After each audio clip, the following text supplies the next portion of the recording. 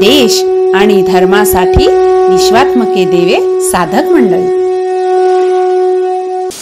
आम्ही तेने सुखी, आम्ही तेने सुखी, आम्ही तेने सुखी,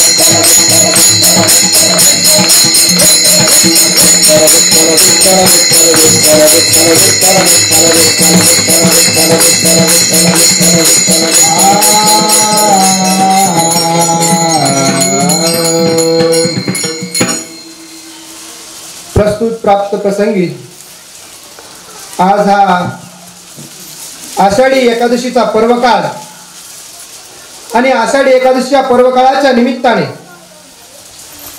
मासाळवाडी या पावन क्षेत्रामध्ये कसा पर्वकाळ जुळून आलाय बघा. समोर जर बघितलं तर आपल्या हिंदू सनातन धर्माचं अधिष्ठान असलेलं शंभू महादेवाचं म्हणजेच साष्टांग विश्वेश्वराचं मंदिर आहे. आषाढी एकादशीचा पर्वकाळ आहे आणि ज्या या सभा मंडपामध्ये आपण बसलेलो आहे तर या ठिकाणी आपल्या भारतीय सनातन संस्कृतीची माता जिला म्हटलंय, जिला गोमाता म्हणतो, अशा गोमातेचा गोशाळेचं काल या ठिकाणी उद्घाटन झालेलं आहे. आणि अशा या ठिकाणी आज सेवेसाठी घेतलेला अभंग जगद्गुरु जगतवंदनीय वैराग्याचे शिरोमणी संत तुकाराम महाराजांचा 4 चरणाचा अभंग आहे.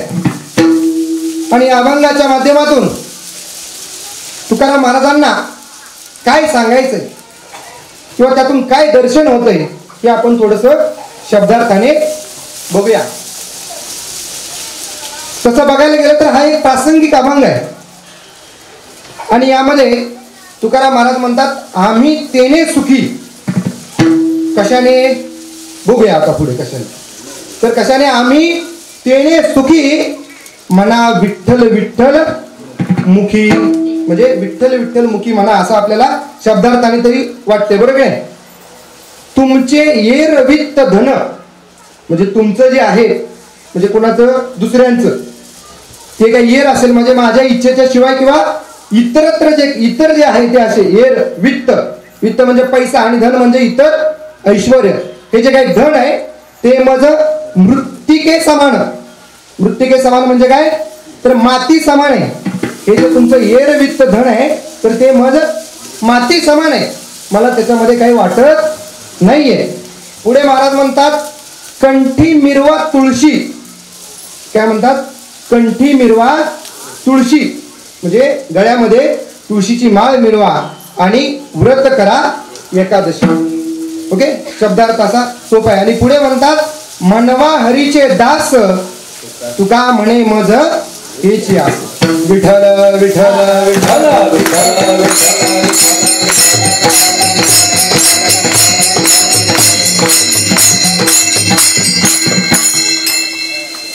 आता शब्दार्थ तर सहज सोपा वाटला. एखाद्या लहान 8वी 10वीच्या मुलाला जरी वाचायला सांगितलं तरी हा शब्दार्थ त्याला समजू. पण भाषा कुणाची आहे? संतांची, की नाही? काहीतरी गर्भित अर्थ असं का नाही? काहीतरी त्यांना सांगायचं असेल का नाही? पण या ठिकाणी आमच्या सारख्या जडमूड जीवांना ज्या माऊलीनी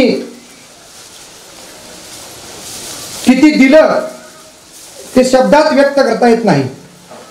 हा, कोण बोलवितो. आणि म्हणून या ठिकाणी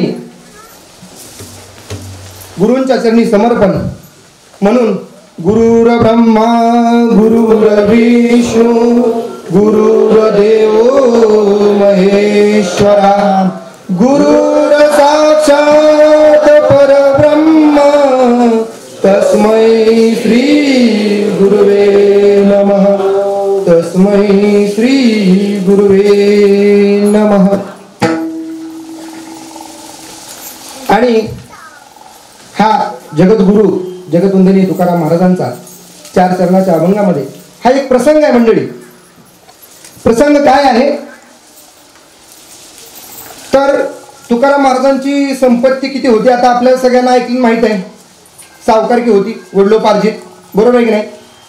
आणि मग अशा त्या 16-17व्या शतकातला हा एक प्रसंग आहे की तुकाराम महाराजांनी काय केलेलं आहे की आपली जी काय वडिलोपार्जित सावकारकी जी होती तर त्या सावकारकीची सर्व कागदपत्रे इंद्रायणीमध्ये सोडून दिलेली आहेत, बरोबर आहे.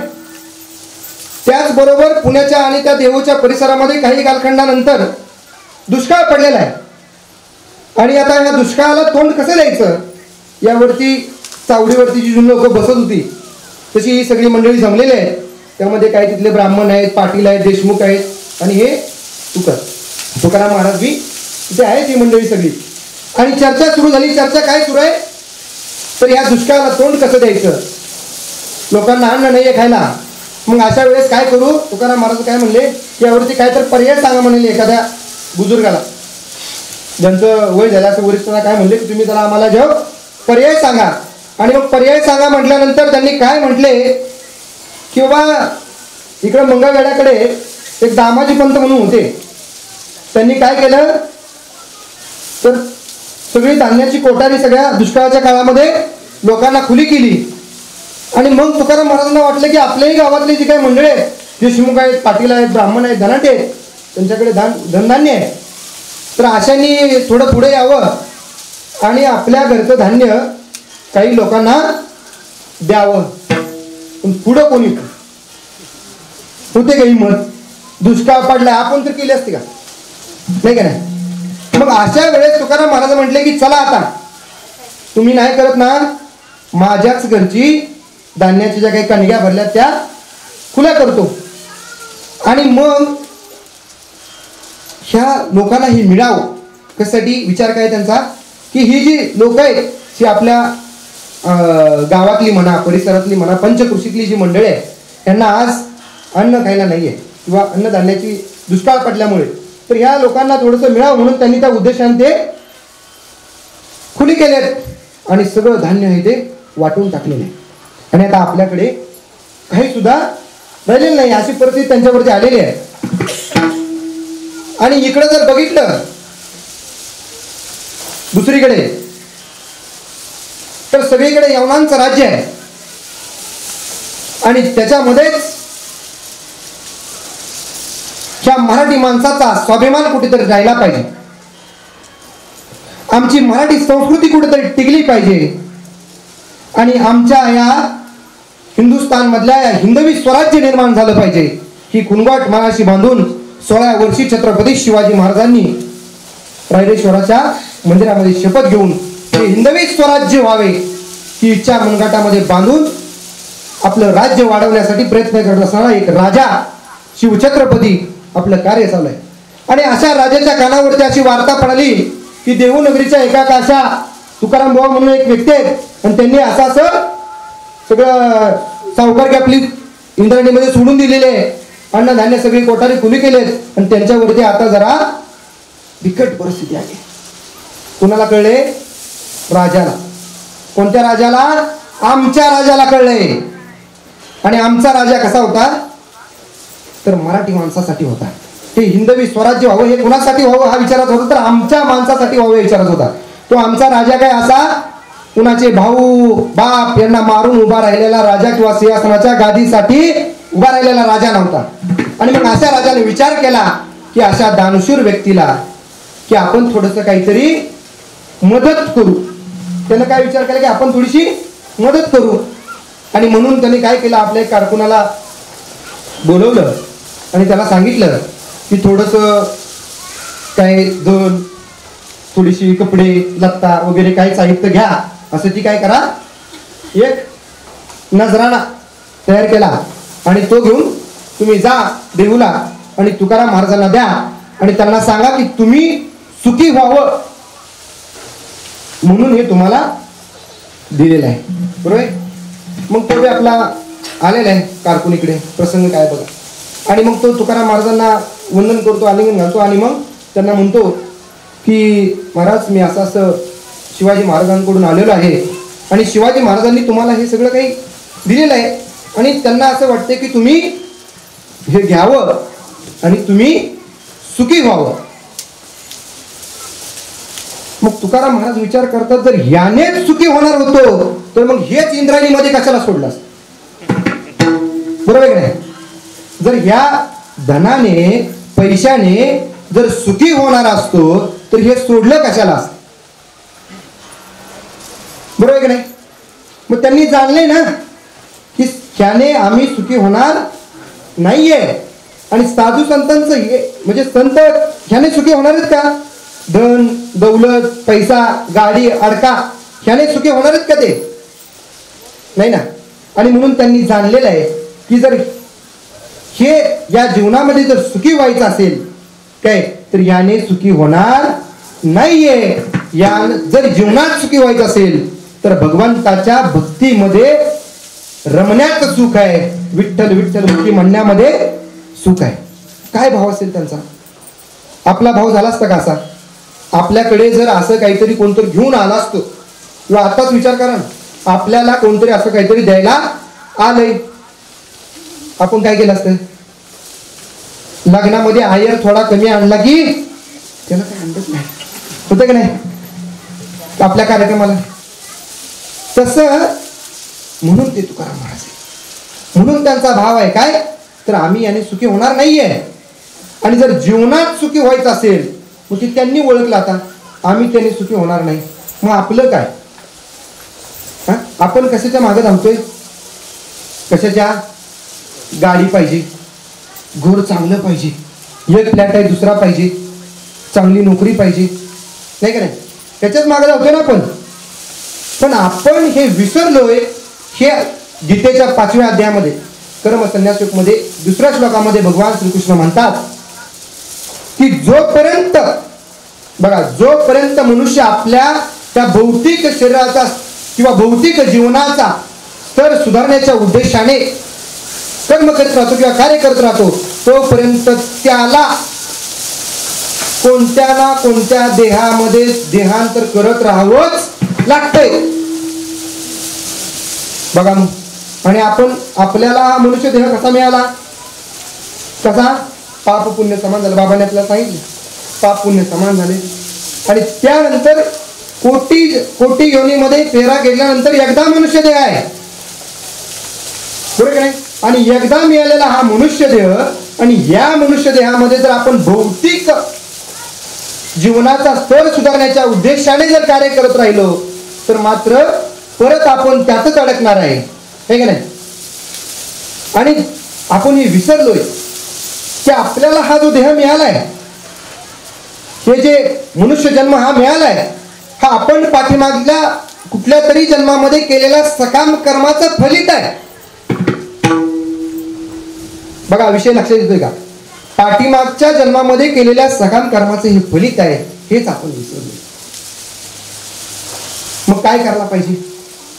तेच करत बसलो तर पुन्हा जन्म आहे. केले कर्म झाले तेची भोगाले, कर्म झाले तेची भोगाले, कर्म झाले तेची भोगाले, कर्म झाले तेची भोगाले, उपजले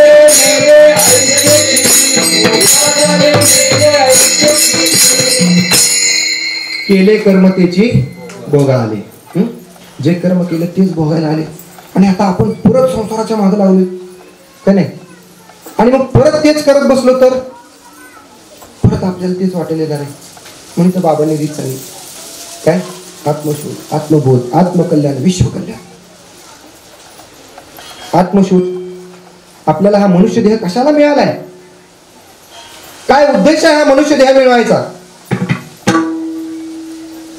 सगळी जर माणसं सारखीच आहेत तर प्रत्येकाच्या हाताचे ठसे वेगळे कशाला आले असते?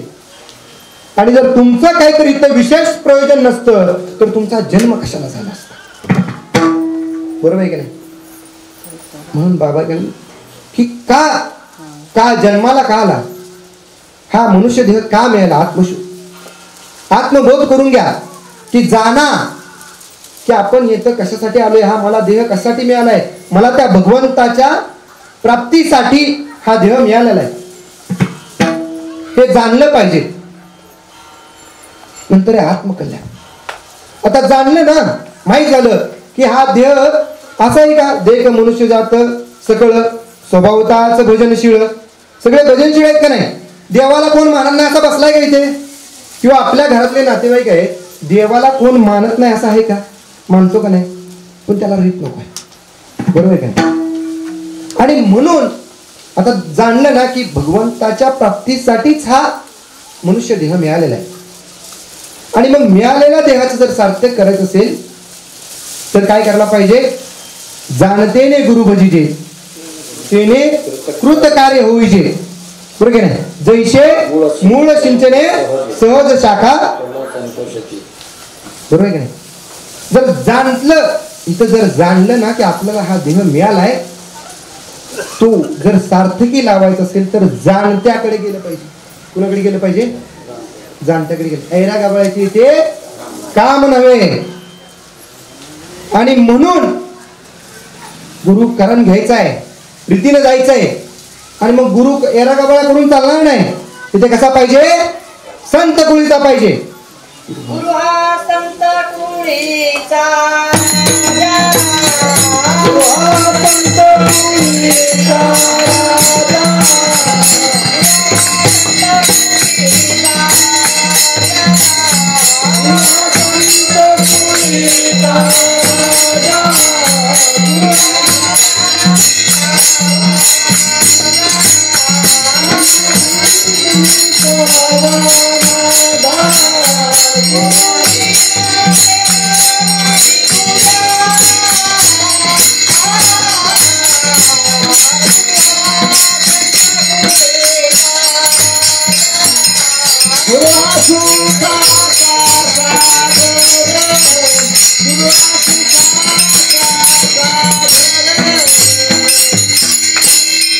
गुरु हा संत कोळीचा राजा, गुरु विन देव नव्हे दुजा.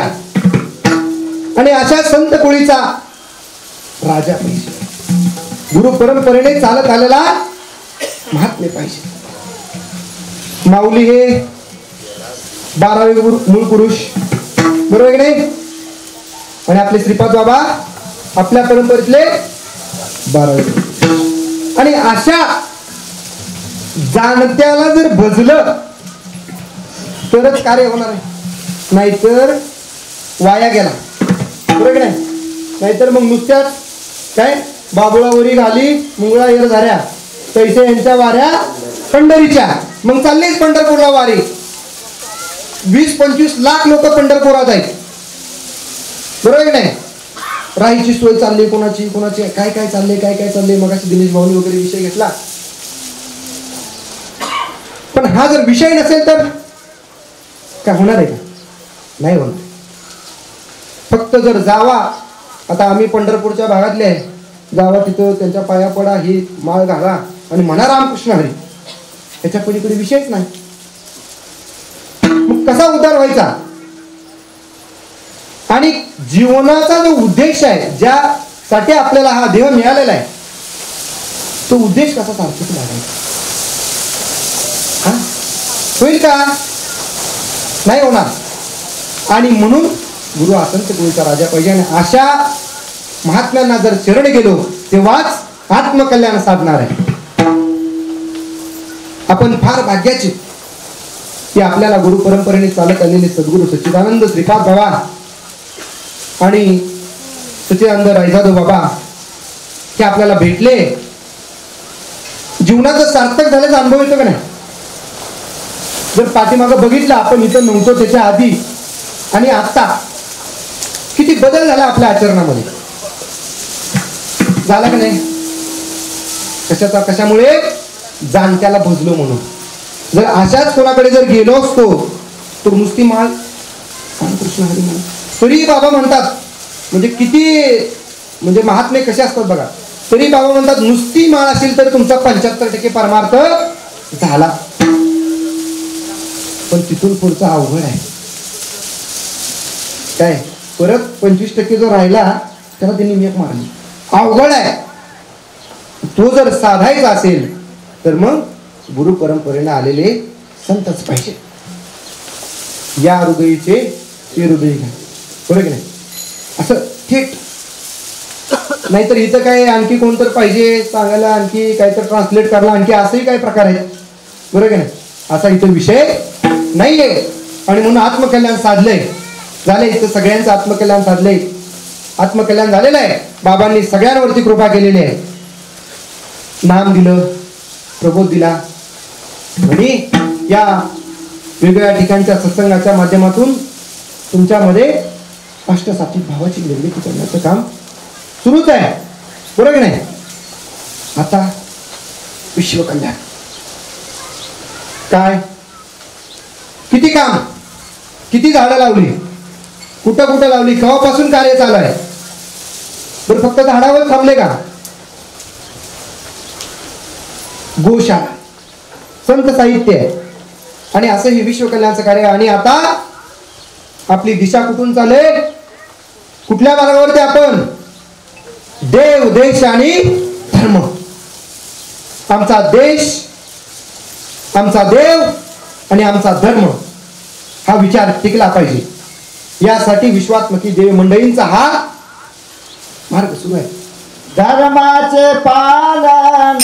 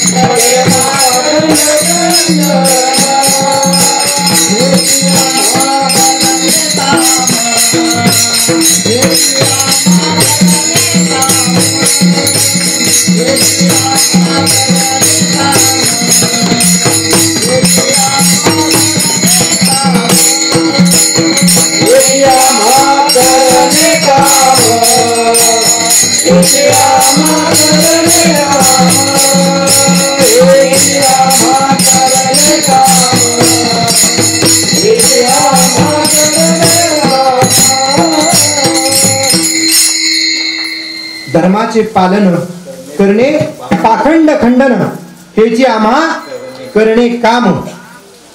काय करायचंय? धर्माचं पालन करायचं. बरोबर नाही? काय सांगतो धर्म, काय सांगते संस्कृती आपली. तिकडे पाठीमाग मोठे सर बसलेत, मोठे गुरुजी. तिकडे एक काका आजोबा बसलेत, त्यांनी काय घातलाय? तुमच्या शेजारचे इकडले आहे का नाही आपल्या संस्कृतीचा भाग? हा, आपल्याला घालायला काय वाटतंय?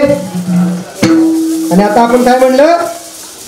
धर्माचे पालन करणे पाखंड, धर्माचे पालन करणे पाखंड खंडन याची आम्हा करणे काम. हा, बीज वाढवाय. आम्हाला धर्माचं पालन करायचंय ना. मग आपण आपल्या धर्माचं पालन करून आधी आपला धर्म वाढवू, आपल्या धर्माचा प्रसार करू आणि मग दुसऱ्यांचं बघू. होऊ शकते का नाही असं पण? हा, आम्हाला काय वाटतंय? तिकडे जरा आजीबाई बसले, त्यांच्याकडे टाळ्या वाजवा. अनेक आजी बसल्या तिकडे. का टाळ्या वाजवल्या महिला मंडळ? का आजीबाईंसाठी टाळ्या का वाजवल्या? डोक्यावर पदर आहे का नाही? आहे का नाही आपली संस्कृती? तेवढ्या सगळ्यांना. बरोबर आहे का नाही? सगळ्या आज्या बघा, सगळ्यांच्या डोक्यावर पदर आहे. हा, आहे का नाही?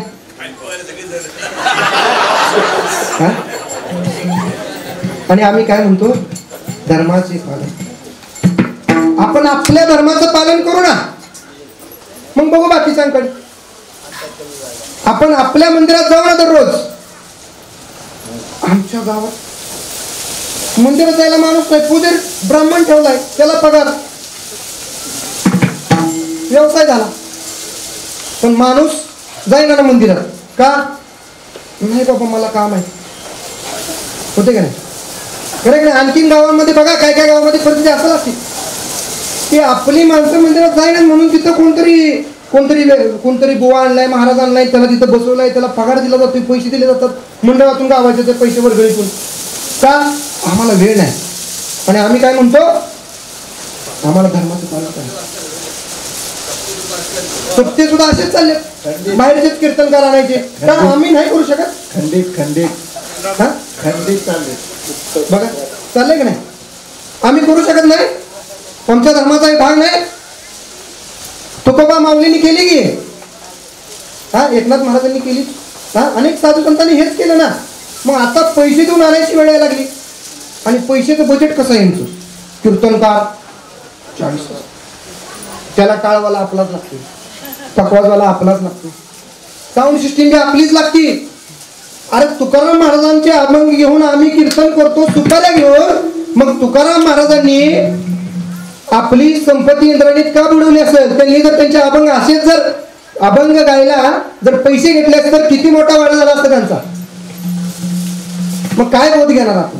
आपण बी गावात आता काही लोक असतात गावातल्या सप्त्यामध्ये, समजा आता मोठे गुरुजी असतील, इथले कोणतरी असतील, गावातल्या सप्त्याच्या भागात असतात ती लोक.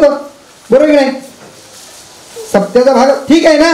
मी म्हणतो कुणी पार फुकटच करावं असं नाही. कीर्तनकाराने म्हणा, भजनी मंडळाने म्हणा, याही जाई पुरता थोडाफार भक्ता बघा. तर बाबांनी दिलं हेच लय आहे. आणि विषय आपला चाललाय की काय? तर तुकाराम महाराजांचे अभंग आम्ही घेतो, माऊलींचे अभंग आम्ही घेतो, आणि ते अभंग म्हणायला आम्ही 40-40, 50-50 हजार, लाख रुपये सुपारी घेतो. आमच्या इथं गावामध्ये आता कीर्तन ते टाळकरी मंडळी वगैरे येतात. आम्हाला नारळ नाही दिला म्हणून त्या ननरे भाऊंच्या घरी भांडणच. नारळांची काय असते ती काय दिलं नाही म्हणून भांडणच लागली अख्खी अक्षरशः. हा, मग किती वाईट परिस्थिती आहे बघा. मग ही जर परिस्थिती आपल्यावर का आली? कुणी आणली? आपणच नाही का आणली? आपलं पोरग जर समजा तिथं कीर्तनाला चाललं की काय म्हणते, कुठे आता काय कुठे जातोस, इकडे कामाचं बघ, अभ्यासाचं बघ, काय तर आहे का नाही? खरं का नाही? हा, जर तो मंदिरात चालला असला तर काय म्हणतो आपण त्याला, कशाला जातो तिकडं, अभ्यासाचं बघ, आणखी काय करतो, नाही का नाही? पण महिला माता भगिनींनो, ही परिस्थिती आता राहिलेली नाही. आमच्या पिढीला काय दिवस बघा येतील हे आताच दिसायला लागले. आणि म्हणून माझ्या जिजाऊंनी शिवाजी निर्माण केला तसा ह्यातल्या प्रत्येक एका महिलेला आपला एक पुत्र असा निर्माण करायला लागेल जो देव देश आणि धर्माच्या कार्यासाठी काम करण्यासाठी निर्माण झाला.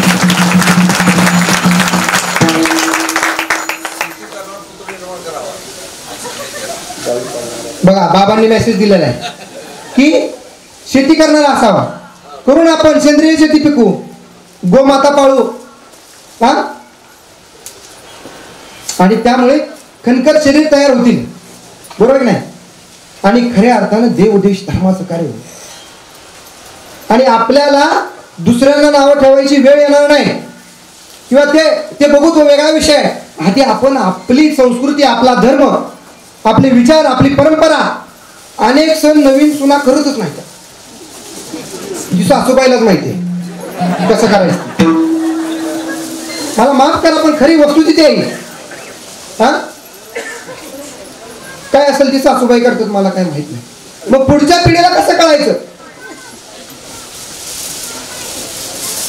आणि दुसरा विषय म्हणजे आपल्या घरामध्ये मा जिजाऊंनी शिवबांना कसं पाळलं.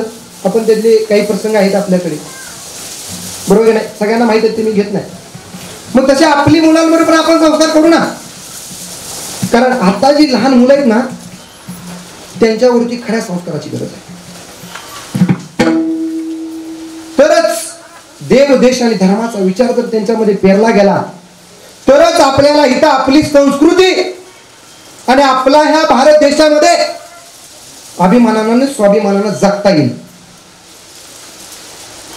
आपल्याला आपल्या धर्माचा विचाराचा प्रसार करावाच लागणार आहे. नाहीतर बघू की करेल की कोणतरी शिवाजी जन्माला यावे पण आमचे लोक, असं चालणार नाही काय. आणि म्हणून बाबांनी आपल्याला मार्ग दाखवला. मार्ग दाखवून गेले, मार्ग दावून गेले,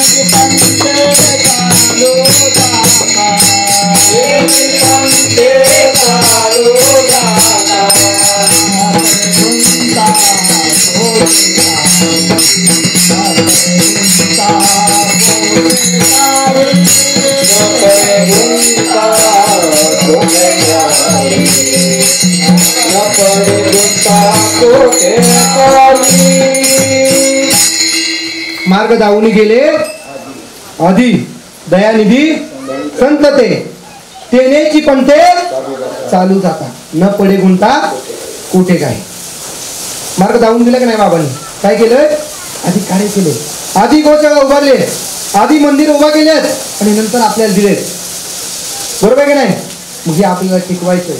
करा ना, आपण मंदिर उभा करू, आपण आपल्या गोमातेचं संरक्षण करू, आपण आपल्या गोमातेचं पालन पोषण करू. मंडळी, आमच्याच घरी 4 वर्षापूर्वी जर्सीचा गोठा होता. आता झालं का नाही विचारांमध्ये परिवर्तन. कुणामुळे झालं. हा, मार्ग दावून गेले म्हणून ना, त्यांनी लावलं म्हणून ना. आता 2-3 देशी गाई झाल्या, प्रत्येकाच्या घरी झाल्या. झालं की नाही संवर्धन. आणि म्हणून ह्या मार्गाने आपल्याला जायला लागणार आहे. बाबांनी आपल्याला काय काय दिलंय त्याची गणना करणे शक्य नाही, करू शकत नाही आपण. बाहेरचा जर परमार्थ बघितलं तर रामकृष्ण हरी ह्याच्या पलीकडे नाही. आणि ते रामकृष्ण हरी म्हणा आणि जावा दररोज, म्हणजे 15 दिवसाची वारी आहे, महिन्याची वारी आहे, जावा यावा, तो तिकडे वारी, त्याचं व्यक्त घरी, चालली याची वारी. बरोबर आहे की नाही? असाच प्रकार आहे अनेकांचा. पण बाबांनी काय केलं? रीतीने दिलं ना, अनुग्रह, प्रबोध, बरं काय, नाम दिलेलं आपल्याला. हा, आणि नाम दिलं, चिंतनाला बसवलं. कोण चिंतनाला बसत नसती तर त्यांना सकाळी आलोचना झाली की नाही? चला चिंतनाला बसा. बाबा सकाळी म्हणाले की मी माणूस म्हणून गोड आहे, असं कोणतं बाबांना म्हणालं, आणि गुरु म्हणून कडक आहे. पण काय वाटतं तुम्हाला, बाबा आपल्या बाबतीत का कडक करतात? काही गोष्टी स्ट्रिक्ट का करतात? हा, कोणासाठी? आपल्यासाठी ना. आपण ही मंडळी जर ह्या मार्गाला लागलो आणि ह्या देव देश धर्माच्या मार्गातून अनुग्रह प्रबोधाच्या मार्गावर लागलो आणि त्या रीतीचं पालन करायला लागलो तर काय होणार आहे? त्यांना काय मिळणार आहे? काय मिळणार आहे? आपण देणार आहे आपलं घरचं आणून वगैरे की दारांना आम्हाला तुम्ही लावलं म्हणून.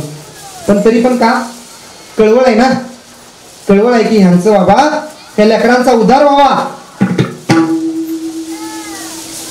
ज्या उद्देशाने हा मनुष्य देह मिळालाय तो उद्देश सार्थकी लागावा, हा उद्देश आहे. आणि म्हणून बाबा तळमळीने आपल्याला सांगतात. त्यांची ती तळमळ सुद्धा ओळखता आली पाहिजे. बरोबर की नाही? मग बाबांनी आपल्याला किती वेगवेगळ्या प्रकारची कृपा केली आहे. सगळ्या प्रकारच्या कृपा, आपण ते 12 प्रकारच्या कृपा वगैरे झाले, सगळ्या कृपा आहेत बाबांच्या आपल्यावरती. आता आपला विषय कुठे चाललाय की नाम. बरोबर की नाही?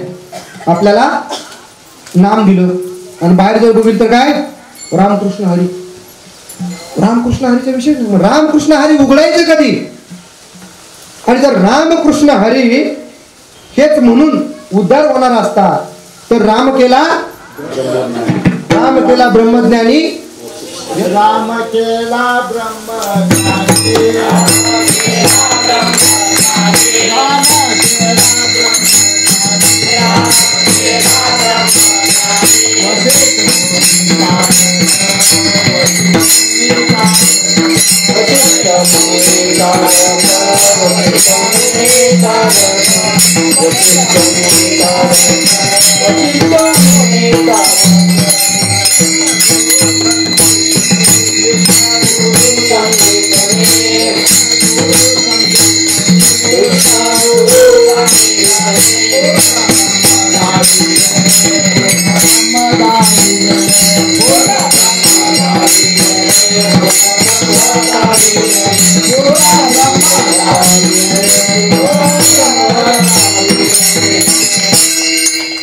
काय राम केला ब्रह्मज्ञानी, वशिष्ठ मुनी तारक, कृष्ण गुरु संदीपनी, पूर्ण ब्रह्म दानी.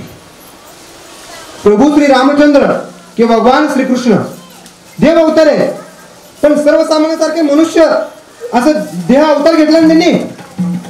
बरोबर नाही? आणि मग जर अवतार घेतलेला आहे तर त्यांनी गुरु केला. बरोबर नाही? तुकाराम महाराजांनी गुरु केला, माऊलींनी निवृत्ती असताना गुरु म्हटले.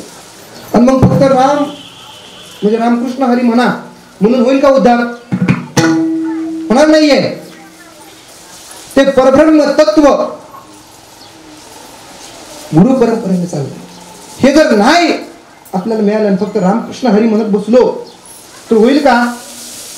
होणार नाहीये. आणि म्हणून तुकाराम महाराज एका अभंगामध्ये म्हणतात, नाम घेता उठा उठी होय संसाराची, ऐसा लाभ बांधा गाठी विठ्ठल पायी पडेल.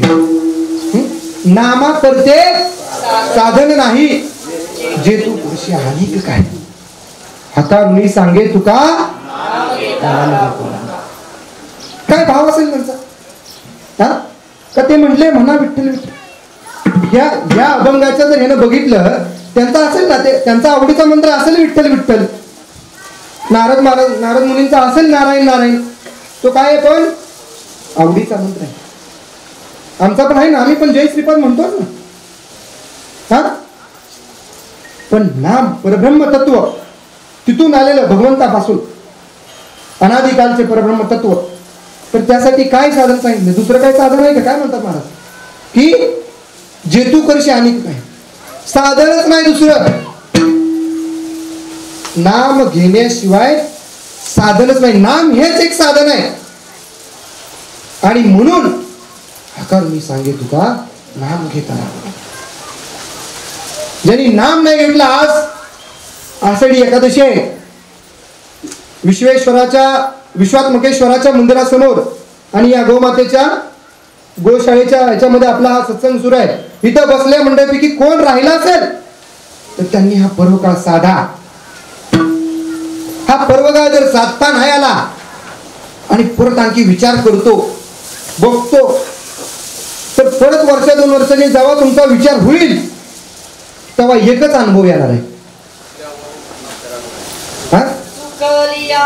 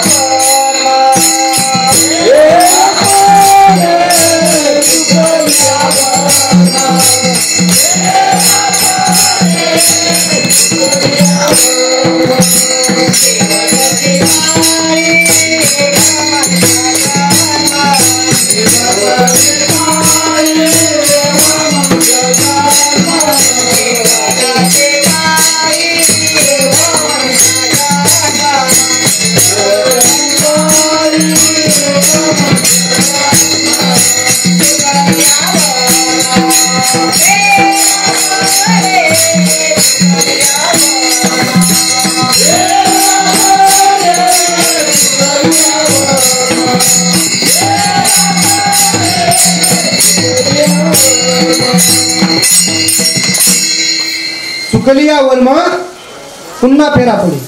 हा एकची पाळी शेवटची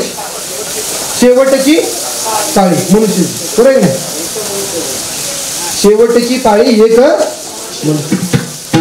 आणि हिथं जर चुकला बरोबर आहे, हिथं जर नाम नाही घेतलं, हिथं जर ह्या जीवनाचं सार्थक करून नाही घेतलं तर मग परत मनुष्य जन्म परत नाही. आणि मग परत कधी मिळेल आणि असे महात्मे कधी मिळतील हे सांगता येणार नाही. आणि म्हणून नाम घ्या हे तुकाराम महाराजांना अभंगाच्या पहिल्या चरणामध्ये सांगायचं. आम्ही तेने सुखी, आम्ही तेने सुखी,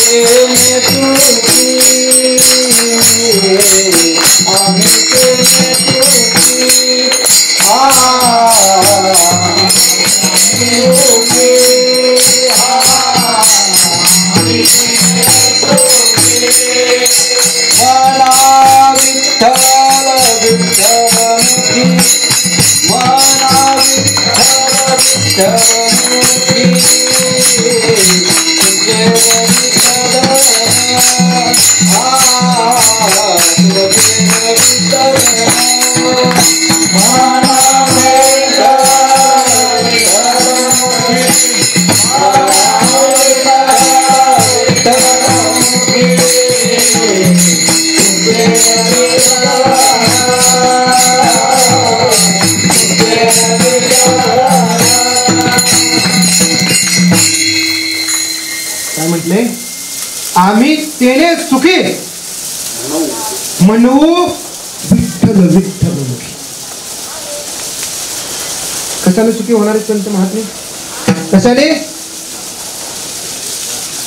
कशाने संत महात्मे कशाने? बाबांना कधी सुख होणार आहे? कधी आनंद होणार आहे? बाबा कधी म्हणतील ते सुख वाटतं बाबांना? कधी म्हणतील? कधी? ही जी मंडळी आहेत ना ही सुखी होतील त्यात त्यांना सुख आहे. आपण ही जी मंडळी आहे ही जेव्हा सुखी होईल, आनंदी असेल तेव्हा त्यांना आनंद होतो. आणि यामध्ये ते कसं म्हणतात आम्ही म्हणजे कोण? हे सगळ्यांचं ते हे करता येईल. सगळ्या संत मंडळींचं एक सगळ्या संत मंडळींच्या माध्यमातून ते म्हणतायत की बाबा आम्ही केले सुखी होऊ. कशाने? तर हरी तुम्ही सुखी व्हा. आणि तुम्ही कशाने सुखी होणार आहे? तर ह्या नाम घेतल्यानंतर आणि या जीवनाचा म्हणजे जीवनाचा सार्थक जेव्हा होणार आहे, नामाची क्रिया ज्यावेळेस होईल त्याने आपण सुखी होणार आहे. ना आपण जेव्हा सुखी होईल तेव्हा संत सुखी होणार आहेत. विठ्ठल विठ्ठल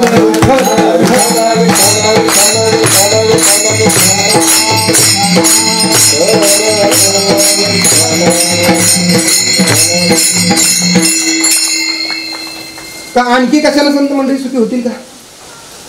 आहे का? वाटते का कोणाला? नाही, मी असं करतो करतो त्याने संत मंडळी सुखी होतील. होईल का? संत म्हणतोय मी, दुसरा कोणतरी तो मठाधिपती वगैरे कोणतर तो होऊ शकतो. त्याला समजा 1 एकर 2 एकर दिलं, त्याला आणखी काही पैसे नेऊन दिले, त्याला घरबीर दिले, एखादी गिफ्ट गाडी दिली, त्यानं तो कोणतर बुवा वगैरे कोण सुखी होऊ शकतोय. मी तो कोणाचं म्हणतोय? संतांचं. संत सुखी होतील का? संत सुखी होणार नाही.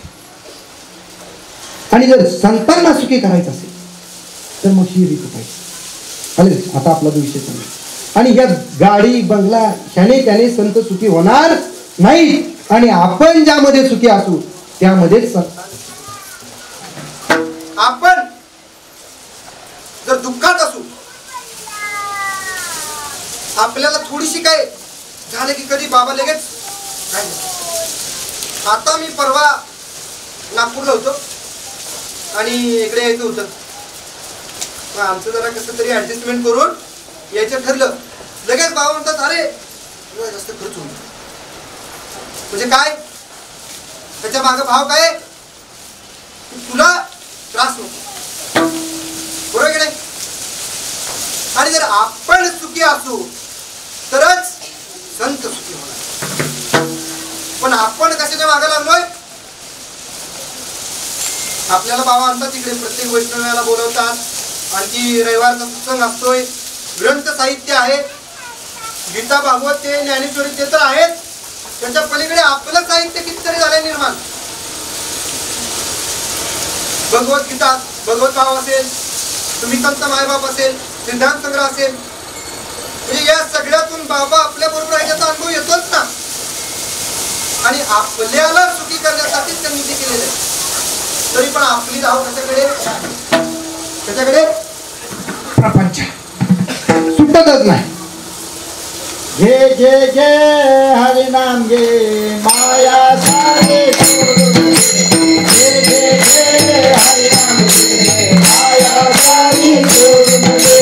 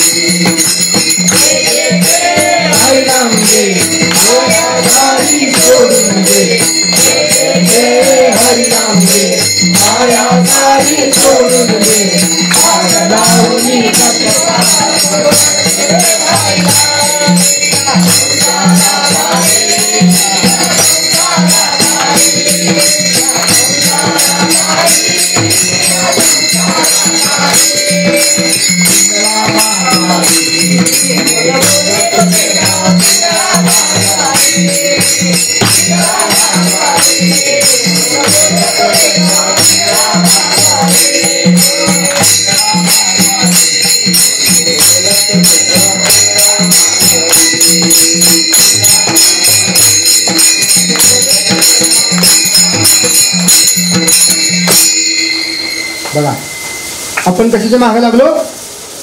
संसाराच्या. संसारात काय? संसारात जर लय सुख असतं तर आपण सुखी झालो नसतो का? हा? आणि मग साधू संत बी त्यात सुखी झाले असतेच की. मग तुकोबरायांनी तर कशाला इंद्रायणीमध्ये सगळी संसार सोडून दिली असती? हा? आहे का सुख त्यात? काय अनुभव आहे? संसार दुःख मूळ सोयीकडे हिंगल. संसार दुःख मूळ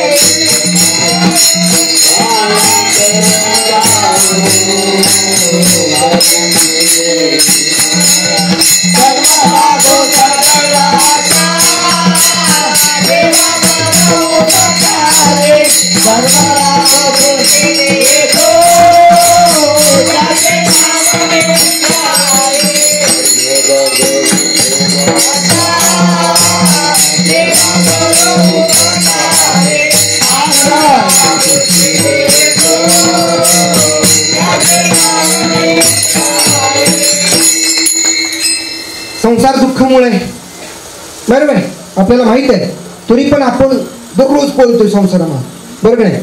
आता पाठीमागं आजीबाई बसलेत, इकडे काय आजोबा बसलेत, लय संसार केला. आता सासू सुनांकडे देऊन टाकला त्यांनी, तिकडे ह्यांनी लेकांकडे दिला. पण काय अनुभव आहे का? लय सुख मिळालं संसारात असा आहे का? हा नाही का? नाही, संसारात सुख मिळालं नाही.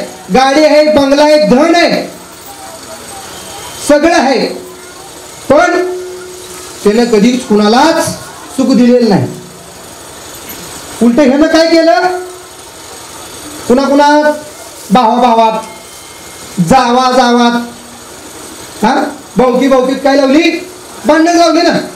दुसरं काय केलं? संसारानं किंवा धनानंच लावली ना. कशासाठी भांडणं? भावाभावाची लय चांगले राहतो, हा बरोबर आहे नाही? पण कशामुळे? संसार, धन, दौलत ह्याच्यामुळे झाली ना. आणि मग हे दुःखामुळे हे आता समजलंय, पण येतंय का नाही आचरण? तिकडे घुसतंय का नाही? घुसलं पाहिजे ना. आणि जेव्हा घुसल तेव्हाच आम्ही त्यांचे पाईक, नाहीतर मग काय? आणखीन जर त्याचा हव्याच सुटत नसेल, काय आशा नाही कवनाची, एक हे आशा नाही कवनाची, तनमन धन दिले पुरुषोत्तमा, हा भावच निर्माण होत नसेल,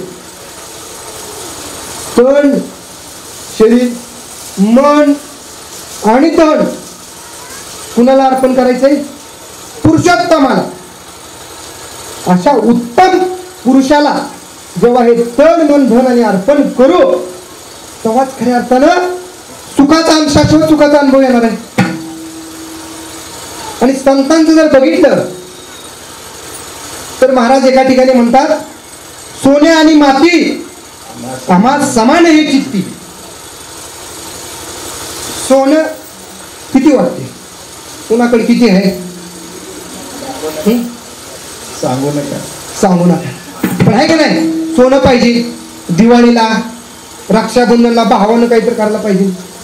हा नवीन लग्न झालं, जावं पहिल्यांदा घरी आलं की सासूला टेन्शन येते, अंगठी घ्यायला लागते. हा कशाला? आणखी कशासाठी? मिरवायची ना, बरोबर नाही? पाहुण्याला लग्नात आईला अंगठी आणली नाही, लगेच काय होते? लगेच भांडण होते ना, लगेच पाहुणे पण लगेच हे होते, बरोबर नाही? असं होऊ शकते की नाही? होते. आता तुमचा अनुभव आहे, आमचा अनुभव सगळ्यांचाच आहे. सगळ्यांच्या घरात मातीच्या चुली आहेत. पण आम्ही संतांच्या विचारांचे पायी कधी, संतांचा भाव काय आहे?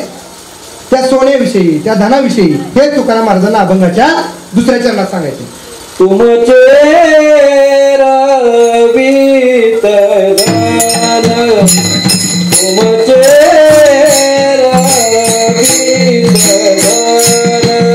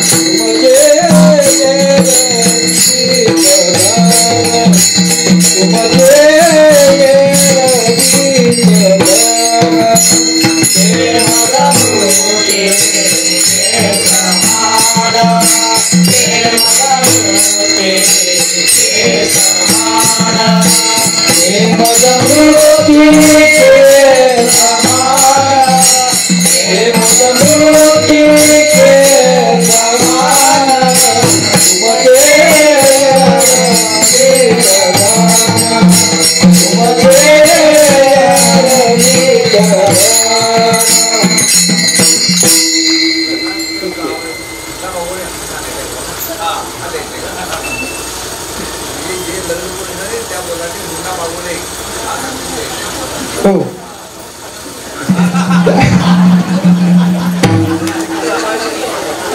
तर बघा बाबा आता संतांचा भाव काय आहे की जे काय धन वित्त जे काही पैसा आहे तर ते मृत्तिके समान म्हणजे माती समान आहे. मग जर आपण त्याचा हे करत असू तर म्हणजे त्याचा हव्यास नाही मला एवढंच द्यावं.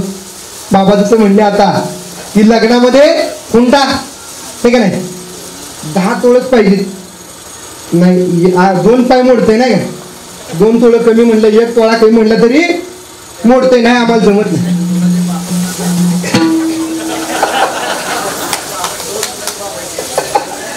बघा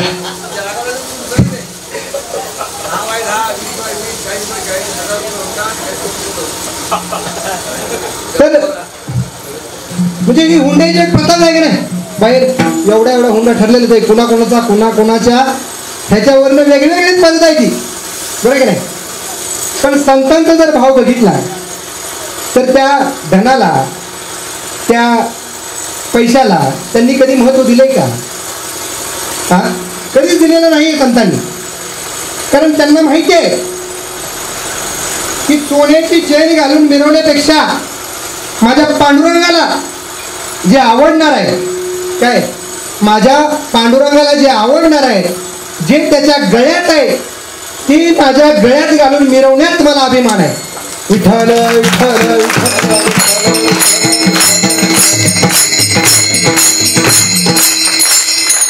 काय आहे पांडुरंगाच्या गळ्यामध्ये तुळशी हार गळा कासे पितांबर हा आणि काय पांडुरंगाला काय आवडते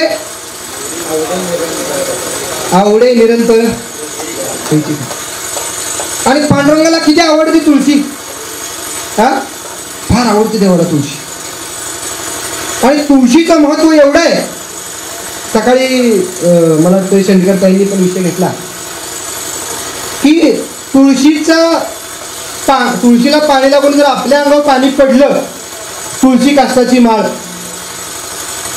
काष्टाची माळ घालावी निर्मळ ओके ती माळ निर्मळ घालावी आणि त्याला जर पाणी लागून आपल्या अंगावरती पडलं तर कोटी तीर्थांचं स्नान केल्याचं पुण्य मिळते बरोबर. आणि अशी तुळशीची माळ खूप पवित्र आहे. आपण आता कुठून जर बाहेर आलो तर गोमातेला जाऊन आपली पहिली जुनी परंपरा की गोमातेला आपण तिथे दर्शन घेतो. तर तुळशीला स्पर्श केला तर हा अपवित्र देह पवित्र होतोय. आपल्याला एखादा आजार झाला कोणताही असू द्या आमची आजी सांगते जा तुळशीची पानं खा.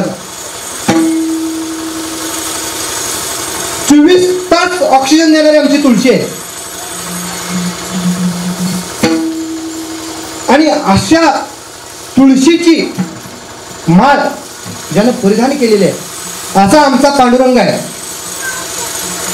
आणि हेच आता तुकाराम महाराजांनी काय केलेलं आहे म्हणजे आपण विसरलो आता इतकं चालू पण विसरलो तिकडे कारकून येऊन थांबला होता. कारकून आलता नाही ते सगळं घेऊन आलाय. मग इकडे तुकाराम महाराजांनी तर काय म्हणलं बाबा मला आम्ही ह्यानं काही सुखी होणार नाही. आम्ही कशाला सुखी होणार आहे विठ्ठल विठ्ठल मुखी म्हणा त्याने आम्ही सुखी होणार आहे. बरं की नाही? किंवा तुमचं हे जे धन आहे हे मला मातीत समान आहे. माझा कारकून कुठून आलाय? शिवाजी राजाचा कारकून आहे तो बी. तो आता काय म्हणतो, आता राजाला काय सांगायचं? मग तो काय म्हणतो, महाराज तुम्हाला आता ही तुळशी म्हणजे तुम्हाला आता हे धनबिन नको आहे ना, म्हणजे तुम्हाला हे धनबिन आणले हे मी नको आहे. मग तुम्हाला आणखी काय आवडत असेल तर सांगा की मला. काय आणखी काय जहागिरी बिगरी पाहिजे, आणखी काय पाहिजे मला सांगा, मी राजाला सांगतो आणि ते तुम्हाला देतो. पण कुठे राजाला वाटतंय ना महाराज किती महाराज. मग असं ज्यावेळेस तो कारकून तुकाराम महाराजला म्हणतोय तेव्हा तुकाराम महाराज काय म्हणतात, ते महाराजांनी अभिनवाच्या मिरवा तुळसी कंठी मिरवा तुळसी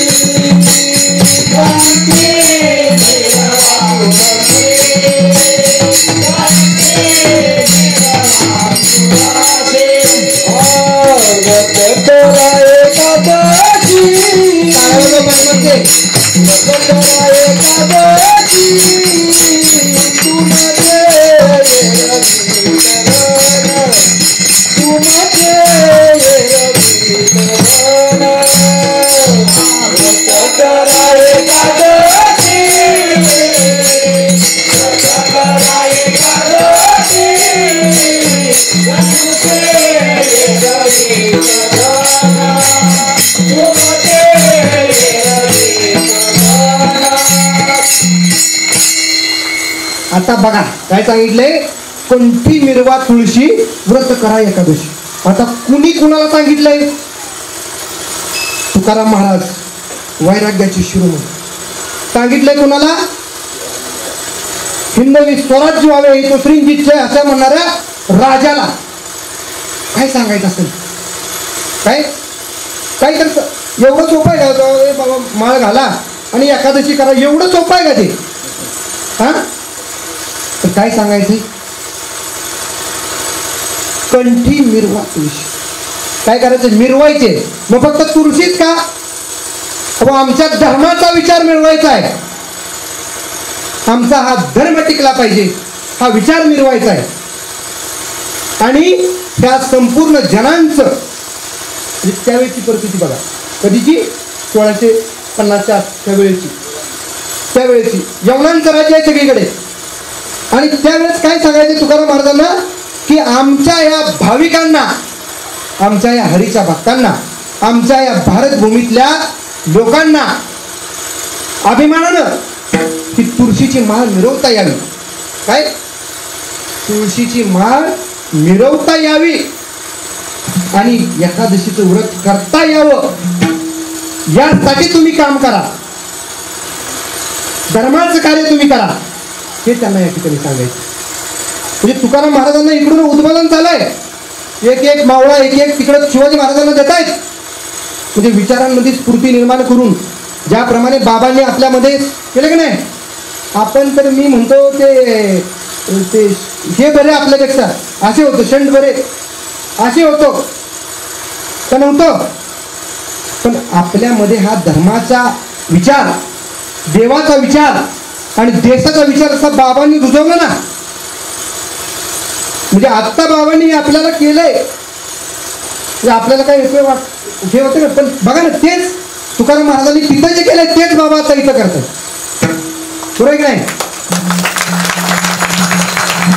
म्हणजे तुकाराम महाराजांनी तिथं जो उपदेश केलाय त्यांना की आम्हाला आमची तुळशीची माळ अभिमानाने घालता यावी, आमच्या या भाविकांना, आमच्या भारत भूमीतल्या लोकांना अभिमानाने ताट मानेने जगता यावं, यासाठी तुम्ही आमच्या या देशाचं रक्षण करा, असाच संदेश त्यांना अभंगाच्या 3ऱ्या चरणावरून तुकाराम महाराजांना द्यायचा आहे.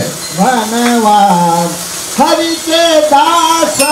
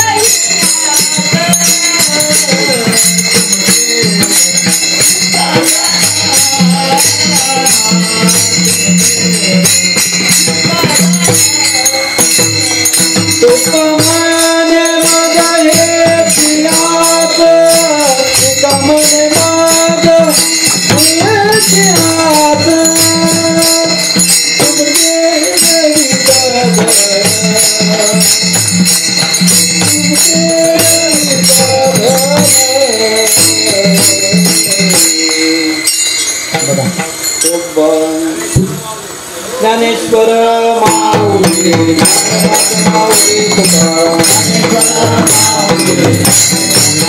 महाराज ज्ञानेश्वर माऊली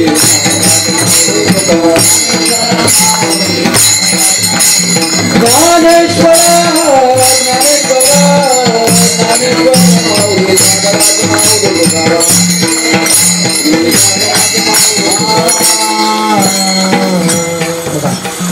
महाराज काय म्हणतात?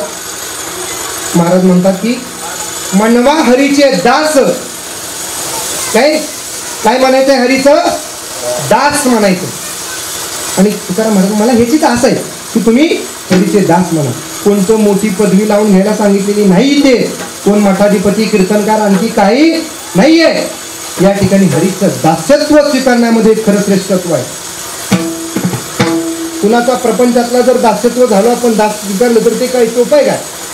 कुणाचं दास म्हणून गेलं बाहेरच्या मध्ये दास. पण जर संतांचं दास झालं तर किती लाभ आहे? हा, लाभच लाभ आहे. आणि म्हणून या अभंगाचा जर भावितार्थ बघितला तर महाराज यामधून आपल्याला एक 4-5 गोष्टी सांगतात त्या आपण आपल्या जीवनामध्ये आत्मसात करा. माझ्यासहित सगळ्यांनी तर संतांना सुखी करायचं असेल, काय म्हणतात? आम्ही म्हणजे संतांना सुखी करायचं आपण सगळ्यांनी नामसंकीर्तन त्याचा छंद सोडला नाही पाहिजे. काय बरोबर नाही? ये वित्त धन किती जरी कमवलं तरी ते काही संघ येणार नाही, म्हणून त्याचा हव्यास नाही केला पाहिजे. भगवंताने आपल्याला जन्म दिला तेव्हाच जेवढं आवश्यक आहे तेवढं दिलेलं आहे आणि त्यामध्ये जेवढं प्राप्त आहे त्यामध्येच समाधानी राहिलं पाहिजे. आपल्या देश आणि धर्माचा विचार टिकला पाहिजे. आमची मंदिरं टिकली पाहिजेत. आमच्या मंदिरामध्ये आपण स्वतःच गेलं पाहिजे. तिथं आपणच आरत्या केल्या पाहिजेत. प्रत्येकाच्या गळ्यामध्ये तुळशीची माळ असली पाहिजे. नुसते असली नाही पाहिजे, ती मिरवता आली पाहिजे. अभिमानानं ती मिरवायची आहे, फक्त परिधान नाही करायची. पांडुरंगानं काही नुसती परिधान आतमध्ये घातलेली नाही, मिरवतो तो सुद्धा. आणि जर त्याचा म्हणजे तो भगवंत जो आहे त्याला जाऊन तुळशीची माळ जो घालतो मिरवतो त्याला फार आवडतोय आणि त्याचा जर आवडता सखा व्हायचा असेल तर तुळशीची माळ मिरवायची आहे. मला असं कळलं आटपडीकडली भागातली काही मंडळी एकादशीचं व्रत नित्य नियमितपणे करत नाहीत. तर तुम्हाला कळकळीची विनंती आहे,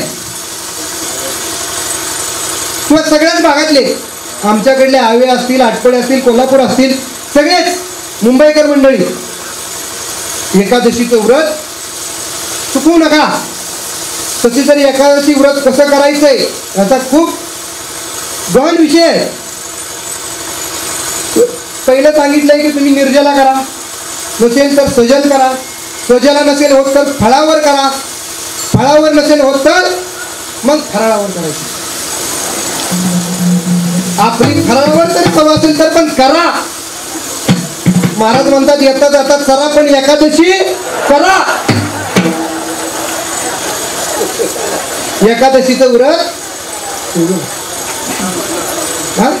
आणि मनवा हरीचे दास.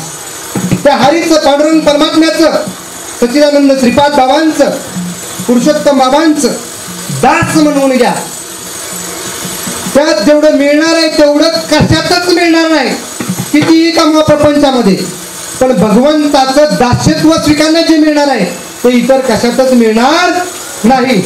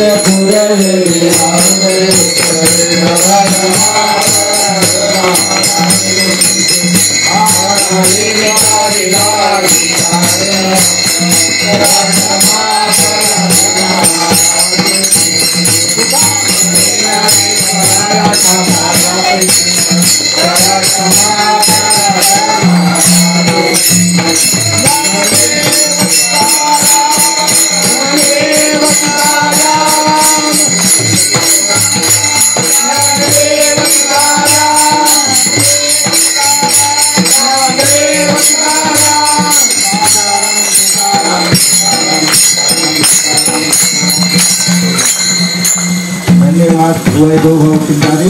2 मिनिटात बघा.